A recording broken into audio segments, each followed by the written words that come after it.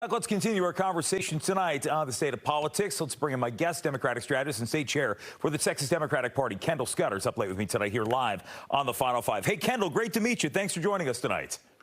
Thanks so much for having me. I appreciate you. Okay, before we get to anything else, because look, you were patient, you were waiting online as we were going through our last segment here. I want to get your reaction to what Amanda was talking about when we talk about the big, beautiful bill and the impacts on it. And I'm sure when it comes to messaging in Texas, you're looking at what's in this and telling voters, what you believe the risks are of passing this bill.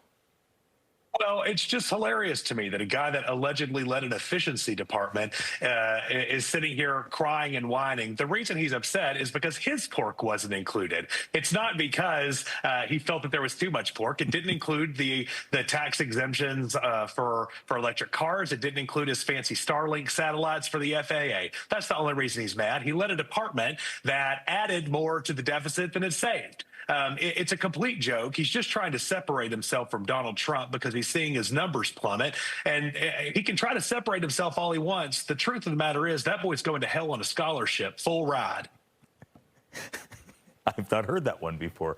All right, so let's talk right now about the state of politics. The oxygen has been consumed over the last few weeks by that book that came out by Jake Tapper and Alex Thompson about Joe Biden. But when you look at President Trump right now, some of the things that he's been saying over the weekend, putting out a tweet suggesting that President Biden was assassinated in 2020, that the Joe Biden that governed the country was a robot. What goes through your mind and through Democrats' minds? It's just strange to me that we just sat through 4 years of Republicans ranting and raving that Joe Biden was senile. And now we're looking at the president of the United States post some of the most unhinged things that I see on Twitter, whether it is a bot or a crazy internet sleuth or the president of the United States. The man is completely unhinged. He has no business having his finger on the nuclear button in this country. And the reality is, while he's spending all this time playing these games on Twitter, working people are struggling, and they're looking for people to provide solutions for them and make their lives more affordable. This man isn't delivering it for them. He's making life harder. He's pushed through the largest tax increase on working families in my lifetime with these tariffs. And this budget was just one of the largest redistributions of wealth, taking money from the bottom and giving it to rich folks. He's not doing anything to help working people like us. He's just protecting his billionaire buddies. Okay, so in Texas, where the Democratic Party, have been making incremental gains in terms of making some races competitive and flipping some seats over time. How do Democrats sell that message? Because the big thing has been about messaging. You took over as chair of the state party back in March. How do you address that? How do you enter this whole new world of Democratic politics? Look, the Democrats in Texas chose a 35-year-old from the Progressive Caucus to lead the charge, and that's going to mean a couple of different things. Number one, it means that the Democrats aren't just taking punches anymore. We're going to throw them too. And number two, it means that we're going to show up in every corner of this state, whether that's Amarillo or it's Brownsville, El Paso, or Texarkana. The Democrats have spent way too much time hanging out in urban areas and not in the 40 mid-sized cities in Texas with over 100,000 people. I mean, we have cities that are larger than Richmond, Virginia, that we don't even have organizers operating in. Imagine trying to put a statewide plan together to win Virginia and ignoring Richmond altogether. Well, that's what we've been doing in Texas. So we're completely rethinking the way that we've operated as a state, and we're going to start getting more grassroots and building a coalition from the ground up and doing it the nitty-gritty way. I think Texans get scrappy and do our best work when our backs are against the wall. What part of Texas are you in, Kendall?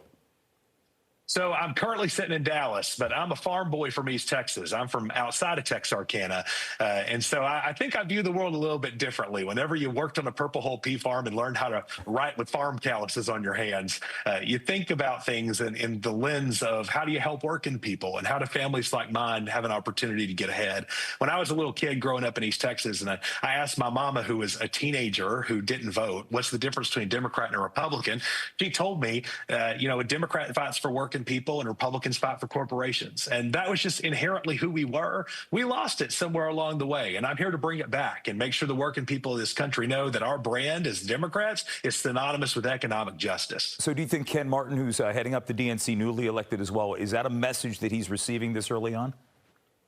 Yeah, I mean, I was in D.C. about a week ago and had a great meeting with Ken Martin, and it seems like he gets it. He really is harping that drum of trying to make life more affordable. People can't buy homes right now, and they can't afford their rent. They can't afford interest rates on these homes. They can't afford insurance on that homes. They can't even afford to put dance shoes on their kiddos anymore. And no one's fighting for those people. Everybody is sitting here arguing about Elon Musk and letting these billionaires hoard all this wealth while we're just groveling on the bottom for crumbs.